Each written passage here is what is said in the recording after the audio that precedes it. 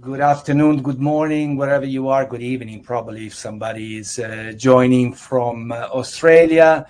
Welcome to our monthly CommuniD LinkedIn Live. We're thrilled to have you here. Sorry, this event is a great opportunity for us to connect with our audience, with our community, and share valuable insights that can enhance your daily work. As you may already know, our LinkedIn Live sessions are in two distinct formats. One is a little bit more educational, so we're running proper trainings on digital elements that can be used in the medical device sector. And instead, the other one is the interviews, like today's sessions, where we engage industry leaders to gain insights through a lively discussion with your questions, my questions, and anything that we can add to make it interesting. Today, we're focusing on the importance of managing your digital reputation. And specifically, we're focusing on how to manage your LinkedIn profile, LinkedIn personal profile. And we are fortunate to be joined by a true expert in this field, a friend of mine, a former colleague, and Scott Rivers. Please introduce yourself. What a drum roll. I love it. Elvio, so nice. So nice to see everyone. Glad you all could join us. I'm looking forward to sharing everything that we're currently doing on LinkedIn. Hopefully there's some insights that people can take away.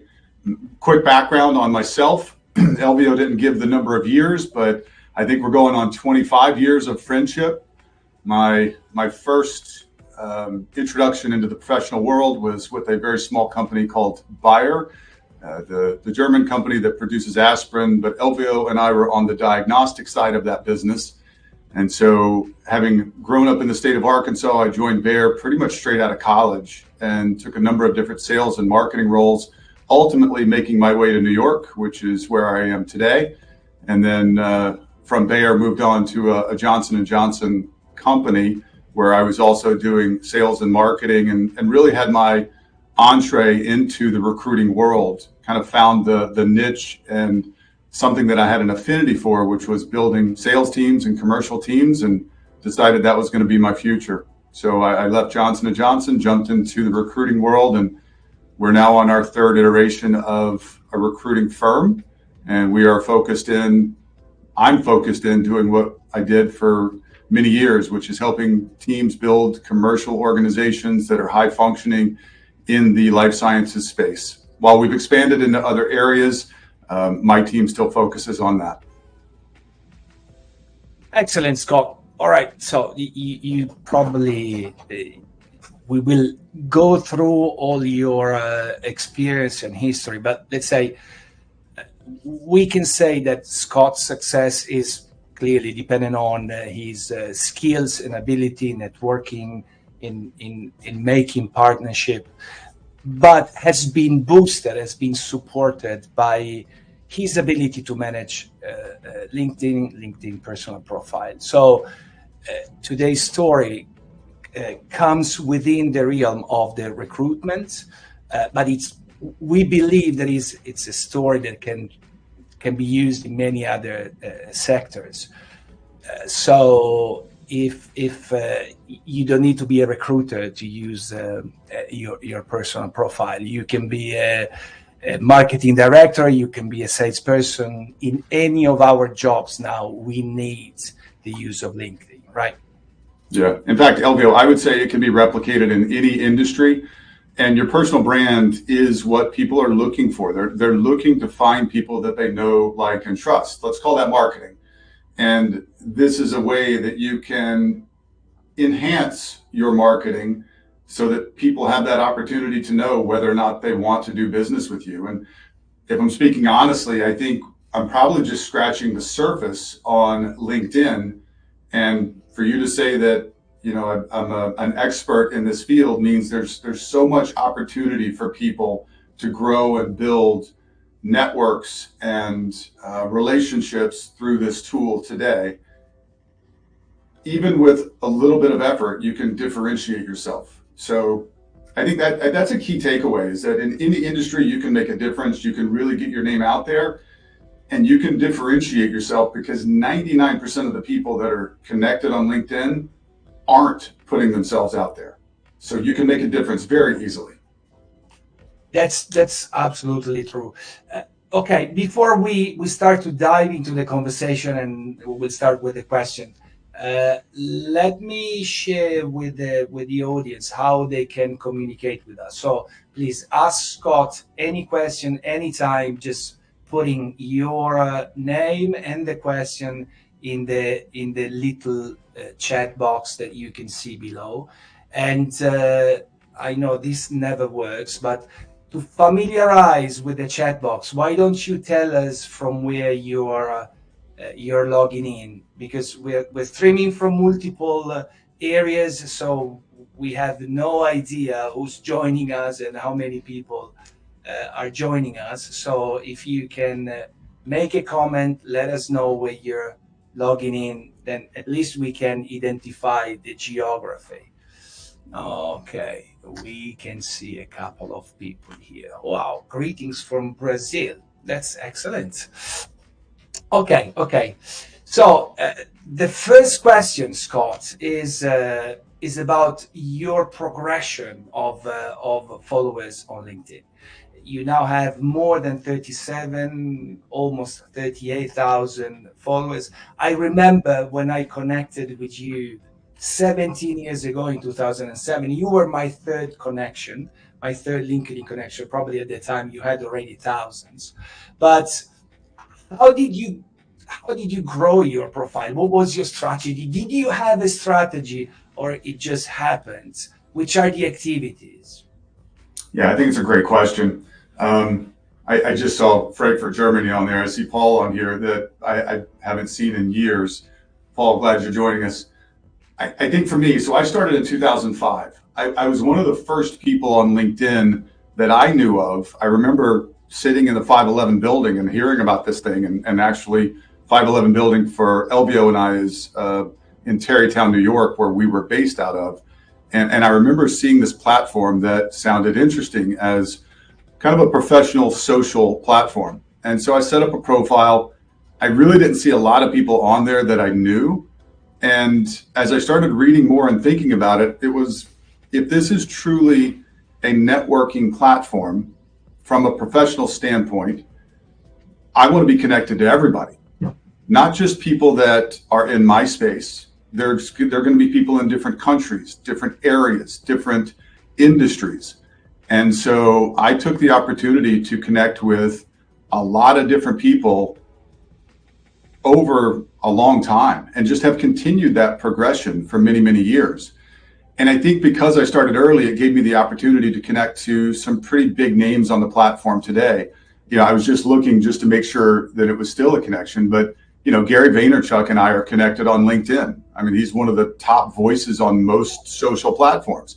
But to do that today is going to be difficult, because there is a limited number of connections you can have on LinkedIn, which is why they opened up the ability to follow people. And so you can now follow people on LinkedIn if you start to get, if they get too many connections.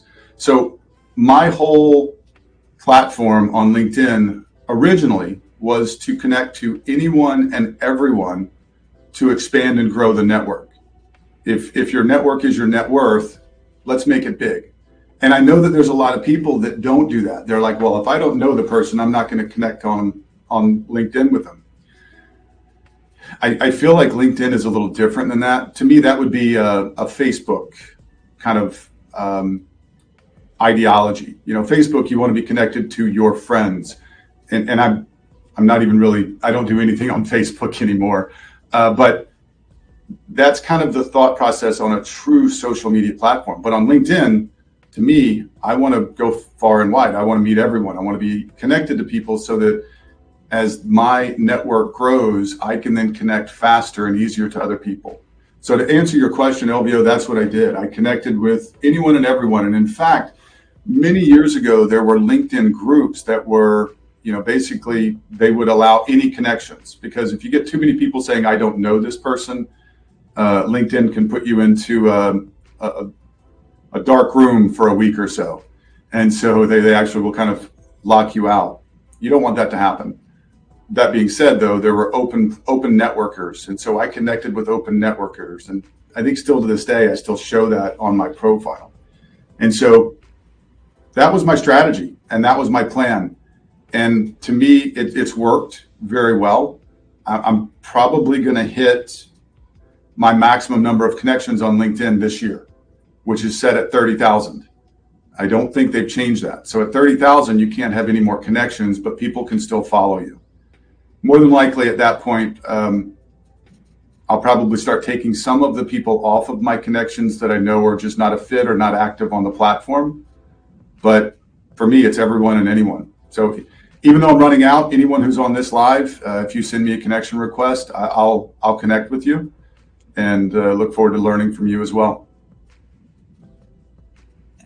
Scott, you definitely had a great success. Your company was constantly growing.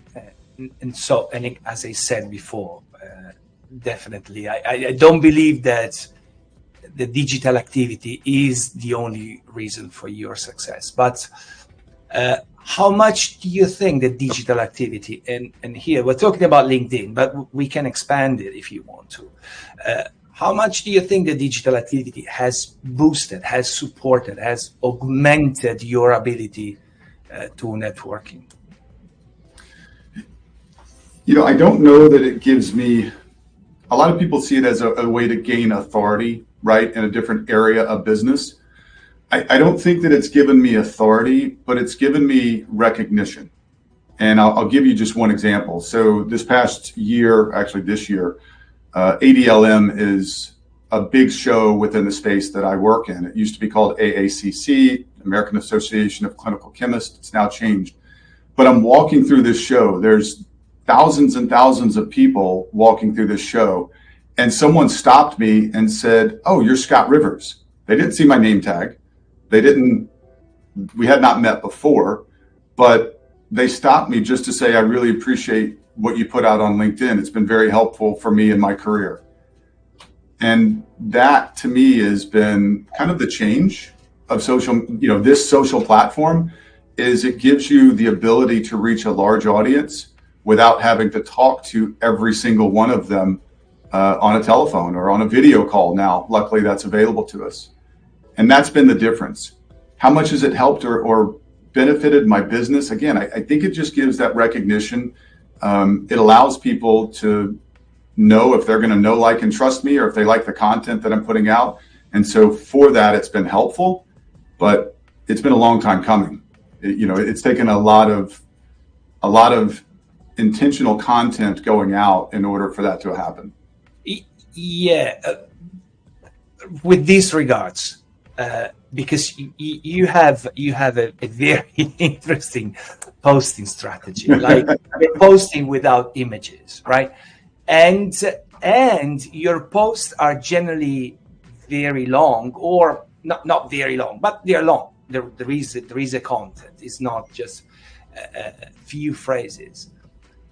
Can you explain a little bit about your posting strategy? And what I would like to understand, Scott, as well, is you create your own editorial plan, because some of the friends that are complaining about the fact that they don't have the recognition or the authority or the network, they say, yeah, I would like to do this, but it takes a lot of effort. And so what is your comment, and which might be your suggestions about this? So here's my editorial plan. This is, and anyone can use this. Steal this from me, please. I keep a notebook as I'm talking to people throughout the week, whether it's managers, candidates, colleagues, people like yourself, Elvio. I am jotting down little notes of things that come up from those calls. And so if I'm talking to a manager and a manager says to me, listen, I'm getting inundated with candidates, on these jobs that I'm posting. How do you handle this? I jot it down. Or if I'm talking to a candidate and they're saying, I've applied to X number of jobs, I don't hear anything back. I jot it down. And so I keep a running list of anything and everything that comes up during conversations. And then on a weekly basis, I've got a meeting set where I'm reading through all of these things and deciding which ones are exciting enough for me, interesting enough for me, or something that I think I can provide value by getting it out to a larger group. And once we decide on top one or two things, then that's what the post is going to be going out for that week. I'm only posting about once a week. You know, if you look at the number of posts that I put out, that's why I say I'm really just scratching the surface. I'm going out only once a week, but I've also got almost 40,000 people that are going to see that. And so from that, we've been able to see a pretty decent trajectory of views, reposts, comments on what's going on my LinkedIn profile. But I'm just taking things that are happening on a daily basis and providing my commentary around them and putting it out for the rest of the people to learn from them. Interesting. And what do you think of the use of videos? Because I noticed that for a certain period of time you were posting videos, then you stopped. What is your... I do both. You also talked about images. And so from my perspective, when you take a LinkedIn post and you put an image to it, it does not get the same number of views. And obviously the algorithm for LinkedIn changes on a regular basis. And we've seen it change multiple times as I've been putting content out. There was a time where if you put a poll on there on your LinkedIn post, that's where you would get the most people, because everybody could just do a one click on the poll and it would show that you had a lot of people having seen your post. The content I'm putting out, it takes some digestion. It takes people actually reading it and seeing if it matters to them. And because of it, I don't want to put a picture on there and have them see a picture, decide the picture's not of interest, and then scroll on.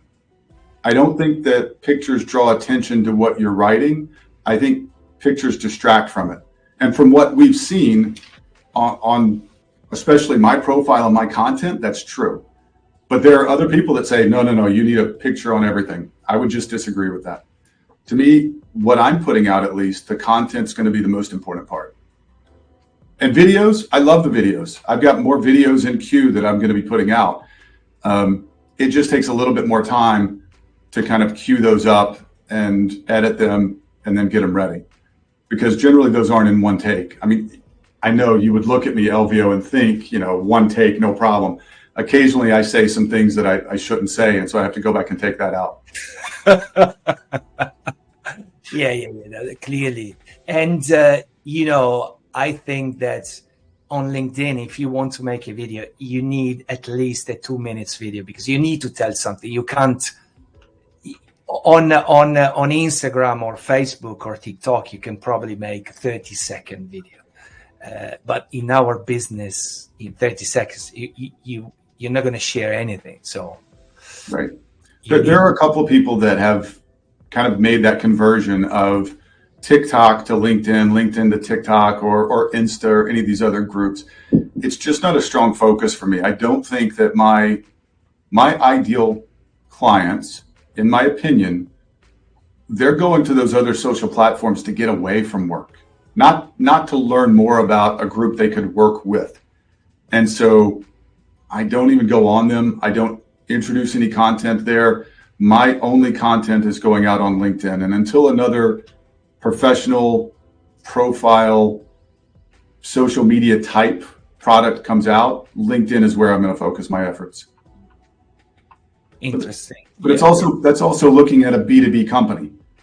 I'm not selling to individual consumers. I'm selling business services to businesses. Even though there's individuals involved, it's still a B2B business that I'm in. Yeah. Okay. Posting is one of the tools that are available on LinkedIn, but then we have the messaging, and the success of messaging has changed throughout the years. Because I remember that at the beginning you You could message to anybody and they would respond, and there was immediately a very interesting conversation. Now, in order to engage somebody with a message is very complicated. You need to know the person, or the person need to know you. Now, what are you using messages first, and what is your strategy there? So yeah, we've got, just like we've got an email strategy, we've got outbound communication strategies. I'm still using messaging, but with LinkedIn, it's very deliberate, it's very focused, it's very intentional, and it's individualized. So I don't have mass messaging going out on LinkedIn. I'm being very specific to go to a target audience that I would be able to help them truly in what they're trying to do. And in fact, most of the time, because I've been in this industry for so long, like yourself, I know most of the people I'm reaching out to.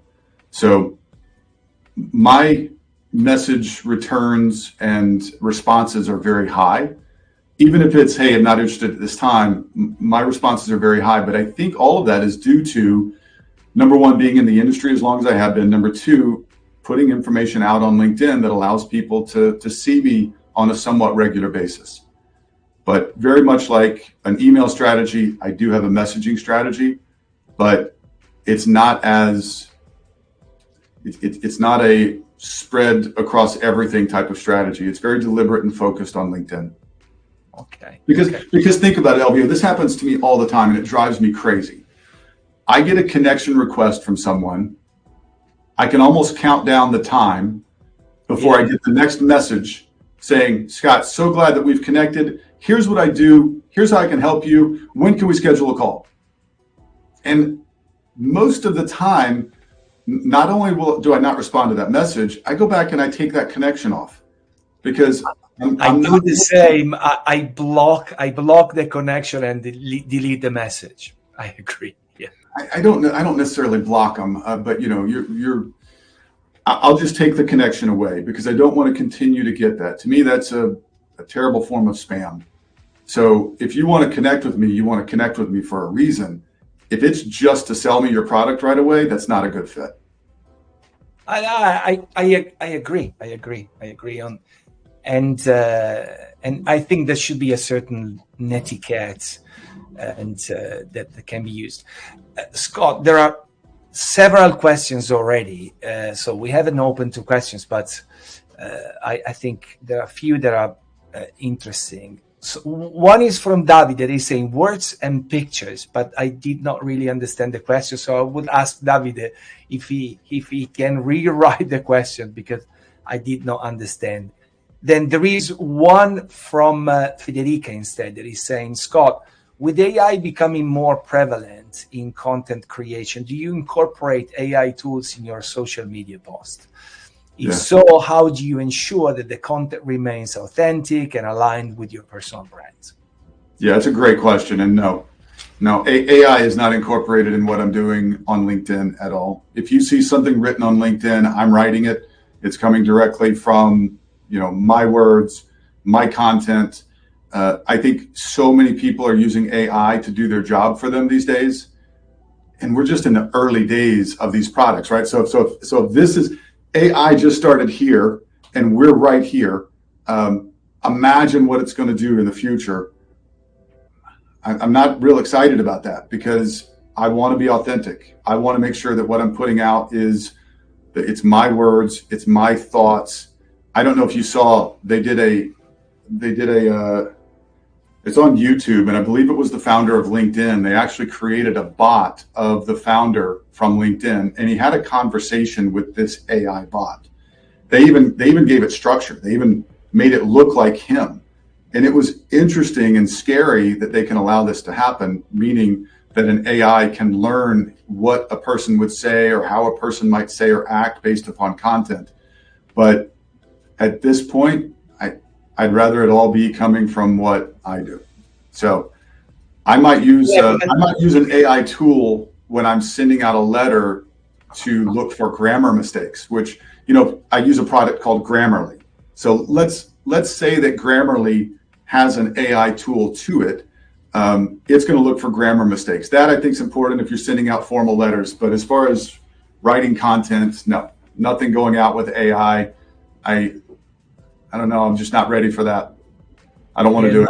I agree, but you're lucky because your mother tongue. Like for instance, for me, sometimes taking I fully agree with you. The content should be mine 100%. I hate AI created content, but then sometimes like making a joke or something, for me it's very useful using ChatGTP or Copilot Sure. to try to transform my thoughts into the real English slang. I can definitely understand that, especially English as a second language. For sure, it can be beneficial and helpful. And I'm not saying that there's anything wrong with it, because Elvio, I know that you, while you might use it for those things, your intent and your content is what's going to be the majority of what's going out. You're not going to let it decide what you're writing or decide what topics you think are important. You know what's important. And I think that's the discrepancy here. I think a lot of people are trying to use AI to get tons of information out. And I think there's places for it. You know, I think if you're looking at SEO on your website, there's opportunity to use that. But when it's real communication that I'm putting out that has my name on it, that's going on to my personal LinkedIn profile, those are going to be my words. It's not going to be coming from a tool. Yeah. There is another very interesting question from Guido. Did you remember the time when your post, you got almost zero reaction? What really triggered your post to be more visualized and liked? I think Guido and I have the same haircut. This is good. I like this, Guido. Absolutely. I mean, there's times today that I can post something and it's not going to get a ton of activity, but those are becoming more rare. I think that it's just being consistent. That's one of the things we wanted to talk about today, is being consistent and intentional with what you're putting out. And over time, more and more people will start to review it. And the more people that review it, if you look at what I throw out, this mythical creature called the LinkedIn algorithm, which it's real, but once more and more people start to see your content and like it or comment on it, then that helps to expand and grow it. And also, when you have a lot of people that are liking, commenting, and seeing your information, it gives you more opportunity for people to do the same over time. But if you're not being consistent and intentional with what you're putting out, that'll never happen. Okay, but like first, did you ever use polarizing techniques to increase your visibility, or sometimes like hook your content to something that is highly followed in the media, like I don't know, presidential election or something? No politics are going on. No politics, no. But you know, it's interesting you say that, Elvio. You're based out of the UK now, and you know that most British people have a certain way that they'll present information, and it's always going to, most of the time, it's going to be very structured so that it's not harsh. Same hairdresser, love that, Guido. I would say that there's definitely certain groups of people that see my content as abrasive, but from my perspective, it's not. I posted something. I think this is something else that's going to be important for people. If you're going to put yourself out there, be ready for what could come out of it. But again, I think being real and authentic is still the right way. I posted something years ago, probably 2 years ago. And this was at a time where in our business, candidates were being offered opportunities to work on a regular basis. And we had a number of candidates in one given week that did not prepare for interviews that they were scheduled for. And when I say did not prepare, they actually walked into interviews without knowing any of the details about an organization that they were interviewing for.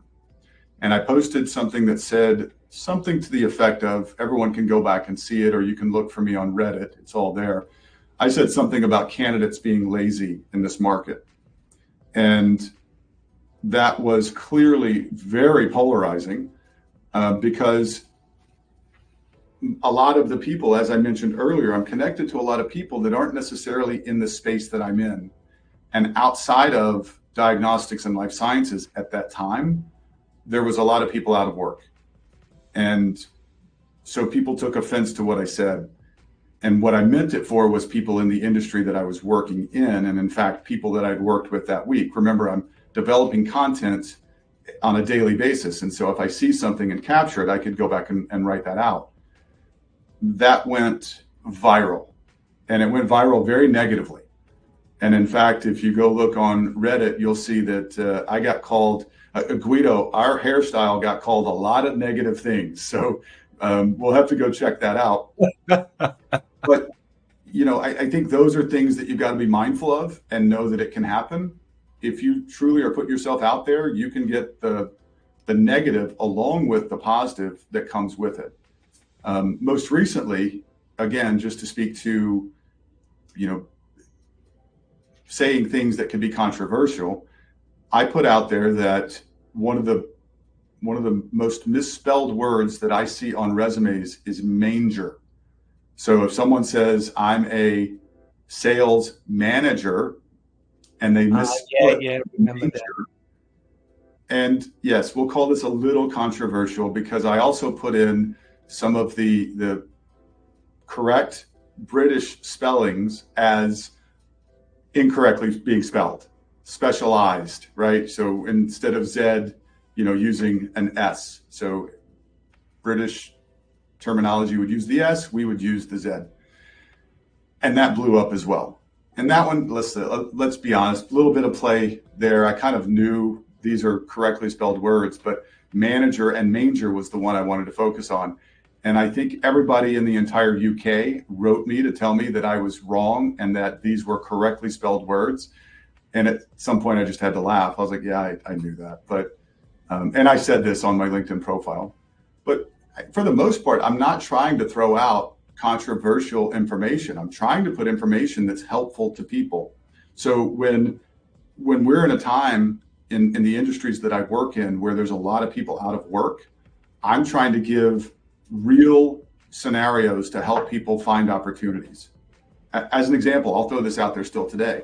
In areas of our business where there are a number of people that are out of work through displacement, whether those be RIFs or layoffs at organizations, which in the life sciences industry has happened for a long time post-COVID and is still going on in many areas.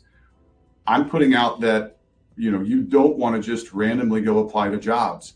You want to go to somebody at the company that you know, or reach out to a group that does recruiting for those companies and try to find someone to connect with you. Again, that's that personal connection. Same thing we're trying to do on LinkedIn, make personal connections.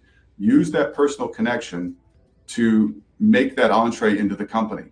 Because if you apply to a job and 200 other applicants have done this over the last 24 hours, the odds of your information being seen, even with some of the applicant tracking systems using AI to identify the best candidate, it's not working. And so you might never get a call back. You might not ever even get a response because, let's face it, most of us aren't professional resume writers. And I'm digging into a little bit of my business here, but most of us aren't resume writers. And so we don't know what is the perfect mix of keywords, content, dates, everything else that needs to go in it.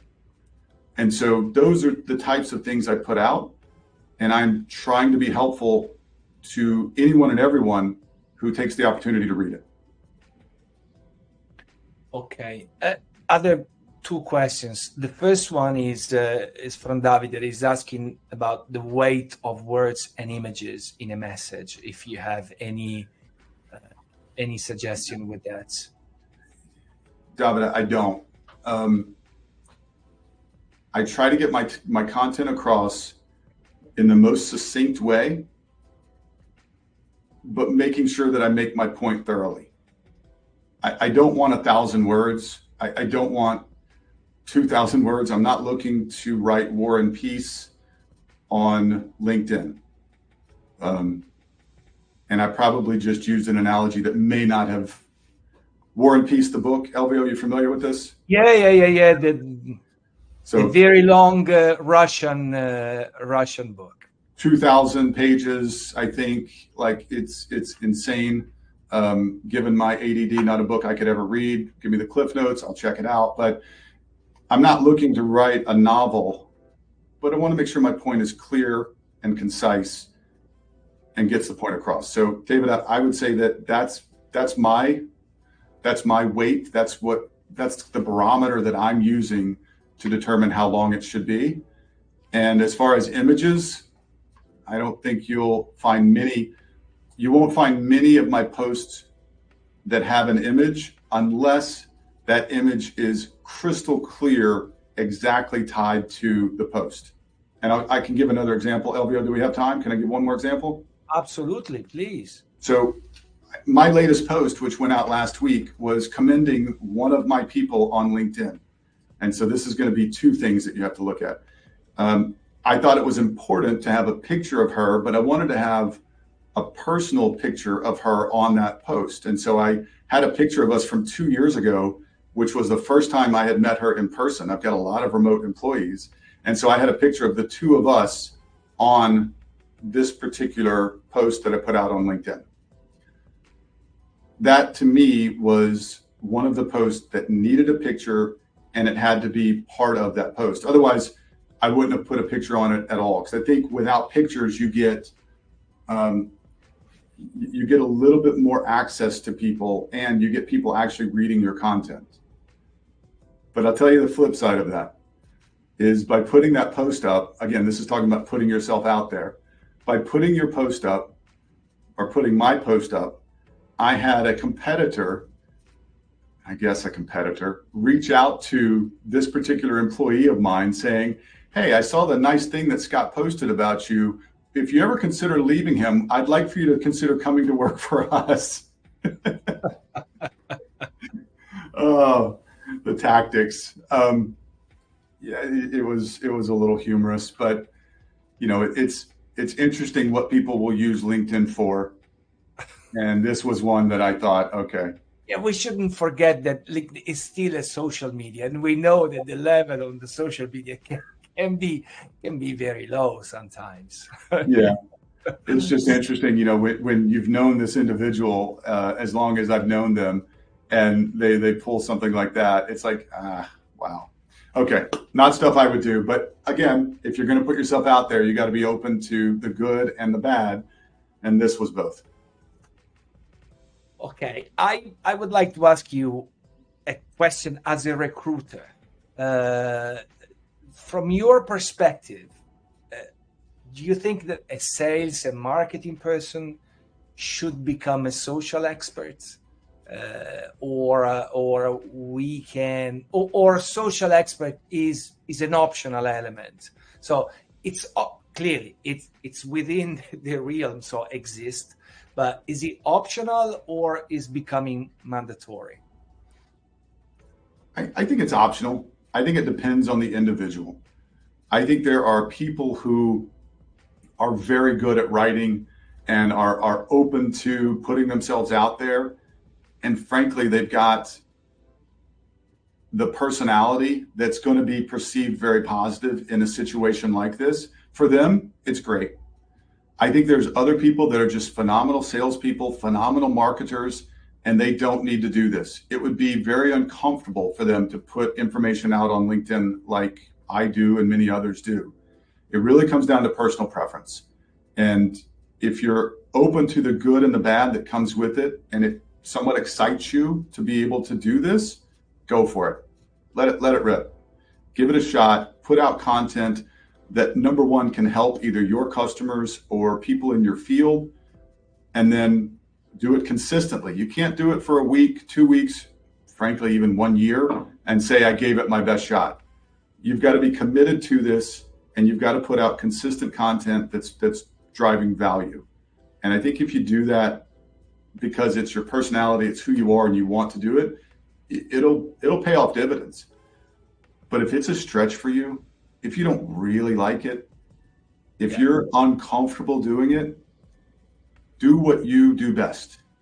I know some salespeople that would never put this information out on LinkedIn, and they're phenomenal. They are top 1% every year in their companies. And so is it necessary? No. Can it help? Yes. But know your personality before you start doing it. Okay, excellent. There are several other questions here. What helped me the most has been comment marketing. What's your opinion on this? I noticed that comment marketing is becoming very popular. Are you using it? What is your opinion? I don't use it at all. I'm not one of these people that are stalking LinkedIn to see what everyone else is writing. And frankly, I think that that's a mistake when people do that. I think going to see what everyone else is writing without using personal experiences and things that you know to be of interest in your industry, it just makes you, copycat things that you're not interested in, not excited about. And so I say you focus on what you're learning, what you're doing in the area of expertise that you have. That to me is going to be the most important. Now, the commenting, if you're doing that, and then you're putting truly insightful comments on things that you're interested in and that apply to what you're trying to do and be professionally, I think that's fantastic. But I see a lot of comments on mine from people who don't know jack about my business or the industries that I work in, and they'll comment something like very insightful, or they might give this huge long comment trying to get people to read theirs and go on. Or I've had people put, for free information, go to do this, truly like hard selling to what they have. I just don't think that's as beneficial. I do think that well thought out content and comments on things that are important to you or within your business and industry, I think it can help a lot. It's just not something that I've done. Okay. Yeah, at the end of the day, it's being authentic is what you keep saying. Yes. So being authentic even in your comment. There is another question from Veronica that is asking, for someone that is just starting to invest in their personal brand on LinkedIn from scratch, what would be your top advice? I would like to add to this question, for somebody that is looking for a job, what would be your top advice? Ooh. Going back to the networking. We have the opportunity of having the expert. I want to take the most use from you. Let's start there first. For people that are looking for a job, and this is one of the, when I'm working with someone who's actively looking for a position, one of the first things I do with them is I go back through their LinkedIn connections with them on a shared screen. And I said, make sure that what we're doing is we're looking for people that you had a great working relationship with in the past. And I'm showing them how to reach back out to them and let them know respectfully that you're looking for an opportunity. Is there anything at the organization that they're at that can help them? To me, that's more important than putting out mass messages on LinkedIn, which can help. But to me, that's going to be most important, because people who already know you, know your work habits, know your style, they're going to be the most effective at getting you into your next opportunity. So make sure that you're going through your LinkedIn connections. First of all, make sure you're growing your LinkedIn connections, but then make sure you go through those if you're actively looking for something. Anyone that you've had a great working relationship in the past with, reach out to them directly. That would be number one, especially if you're looking for a job. For someone just investing in their personal brand, Veronica, what I would say is exactly what we talked about earlier. Be very consistent and intentional with what you're doing. You're going to need to decide that I'm going to post once a day. And if that's too much, once a week. And if that's too much, once every 2 weeks. Anything less than that, and you're just not going to get any traction. But you want to post consistently about something that's either important to you and your business, or you and your industry, or what your customers in your industry would think would be important. And if you can keep a note or keep a an Evernote or whatever tool that you're using to keep your notes in, make sure that you're just keeping a list of those things that you think could be important. There's tools out there, by the way. If you go to HubSpot, they've got a downloadable tool that'll allow you to type in like who your customers are, what are the areas of expertise that you are interested in, and it'll give you 100 things that you could write about. And you could read the ebook that CommuniD is providing free of charge. Even better. Even better. We've made an ebook about this that is trying to explain which are the different steps that should be followed to create your personal profile. Again, Scott thinks that this ebook is way too long. And I know it is a little bit thick, but I hope you will write it. And by the way, I will send an email to everyone that has attended this LinkedIn Live with the link to download this ebook if you want to. And please let me know if you feel like Scott that is too long, or instead you think. My comments were this: it's as thorough of a how-to book as I've seen.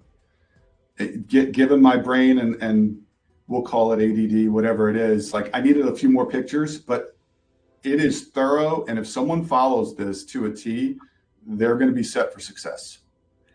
No, but I'm not kidding. I thank you for your suggestions. And by the way, this is the second book that we are releasing. So for sure, we still have to learn, fine tune, improve. So if anyone is reading it, is willing to send us a feedback, is more than welcome, because there is a long journey in improving these type of tools. Scott, I want to use the time at best. So there is another question that I would like to ask you, and this is more dedicated to the CEO of companies. The other day, I was posting an example of Richard Branson and Virgin, saying that Richard Branson has 20 times more followers than Virgin. And this was triggering some considerations, because I thought that in the past, the CEO was putting all the attention, the beam on himself, only if the company was small. But then when I see the CEO of a multi-billion company like Richard Branson having so much success on his personal profile, it is 20 times more, getting more traction than the company profile. And I see Elon Musk, and I see many others, even in our industry. I see a lot of CEOs working heavily on their personal profile. So I think, can a CEO not posting right now? What is your opinion about this? I think of public brands, CEOs should definitely be posting. They're helping to guide the success of the business. Businesses posting on LinkedIn, it just doesn't have the impact. I mean, we've just started putting additional time and effort into our LinkedIn posts for the company, but it's not going to be anywhere near the time and effort I put into it personally, because I think that those two things go hand in hand, but more people want to know who they're working with, not what they're working with. And that's where you kind of make that interaction more ironclad, if you will. I think people want to buy from people. And so if you're spending all your time talking about the company is only the product. The company is, maybe the reputation comes along with it, but I don't want to do business with a building. I want to do business with Elvio, right? I know I can trust Elvio. He's the guy I want to work with. So to me, that's what it's about. People want to do business with the people they know, like, and trust. Give them the opportunity to learn that about you. And some people do a good job of it, right? Richard Branson, I think he does a great job of it. He's not going to be polarizing, at least most of the time, right? He's going to be very genuine. He's going to be very giving. Elon Musk is going to be very polarizing, but you're going to decide whether or not you like that or not. And I think that he has gained and lost customers because of who he is. But at least it's because of who he is, not for someone he's not. Yeah, interesting point. Paul is asking, what about a one-man show company like mine? Post from the company or from myself? No, personal opinion, but I think it's about you, Paul, especially in a one-man show.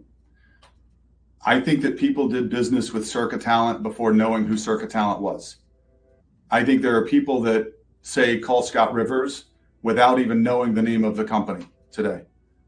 And that can be good and bad, but I'll take that personal brand. I'll take people knowing that they can trust me to get something done, because that, especially in a one-man business, one-woman business, that's what's going to bring people to you. It's that personal connection, knowing I can trust Paul to do what he says he can do and get the job done. So again, personal opinion, I think it's about the individual, not as much about the company. Yeah, I tend to agree. And the experience that we have with the multiple clients that we're managing, we see that the traction that we gain through the personal profile is definitely higher than from the corporate profile, clearly, Right. for the reasons that you just explained. Okay, we are 5 minutes to go. There is space for another question if it arrives. Otherwise, I have a question that is on your philosophy. You touched on this point throughout this live, but you have never expressed it very clearly. I heard you talking about the philosophy of giving before asking, and it was in one of your audio LinkedIn live. Can you? I think this is it's a great point. Can you share this? When I was first starting my first business, just left Johnson & Johnson, I had one daughter, and within 2 months of starting the business, I found out I was going to have 2 more on the way. So we were going to have twins. And at that time, it was about the time that Gary Vaynerchuk was doing Wine Library TV on YouTube. There was nobody else on YouTube that was showing up on a regular basis. I think it was daily at the time, talking about wine and giving information. Wasn't asking for anything. And I thought it was so genuine. And if you're a Gary Vaynerchuk fan, go find some of those old Wine Library TV videos. By the way, Gary's a multi-millionaire now. He's got businesses all over the world, a huge success story. But at the time, he was freely giving out information on his thoughts on different wines. You could have inexpensive wines, expensive wines. You could have reds, whites, whatever. And that led to him getting a book deal. And in the book deal, he talked about giving value to people before you ever ask for anything in return.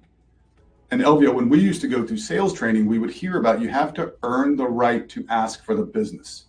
So taking all of that into account is what's led me to, I don't write about, if you come work with Cerca Talent, we can build a great commercial team for you. I don't write about, if you come to Cerca Talent, we'll find the best chief commercial officer for your organization. I write about real things happening to real people throughout our industry, throughout the world. And it's not earth-shattering, but I'm trying to give helpful information out. And yeah, my hope is that at some point that allows me the opportunity to ask for the business, but you get the information for free. It's all yours. And I think I learned that from some of the old sales training that we used to go through, definitely looking at some of the people that I respect and know online who've built businesses today, Gary being one of them. I try to be very giving with the information and very open. People call me all the time and ask me for help finding jobs that my group doesn't see $1 for, and I do it. And I do it because it's the right thing to do. And eventually, has it helped us out with business? Yeah, but I'm never asking for that in return. To me, it just works out that way. And it helps me sleep good at night, and it helps me feel good about what we do on a regular basis.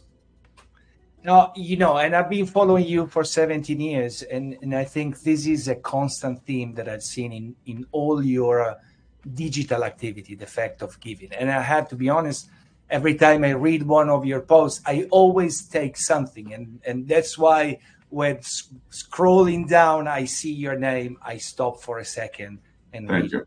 So Thank you. it's absolutely great. I think absolutely true. I think it's done. We are at 6 o'clock UK time, 7 standard European time. What time is it in New Jersey, Scott? 1 p.m. 1 p.m. So it's time to go for lunch, I guess. Did you order my lunch? No, I didn't, but I can do it right now.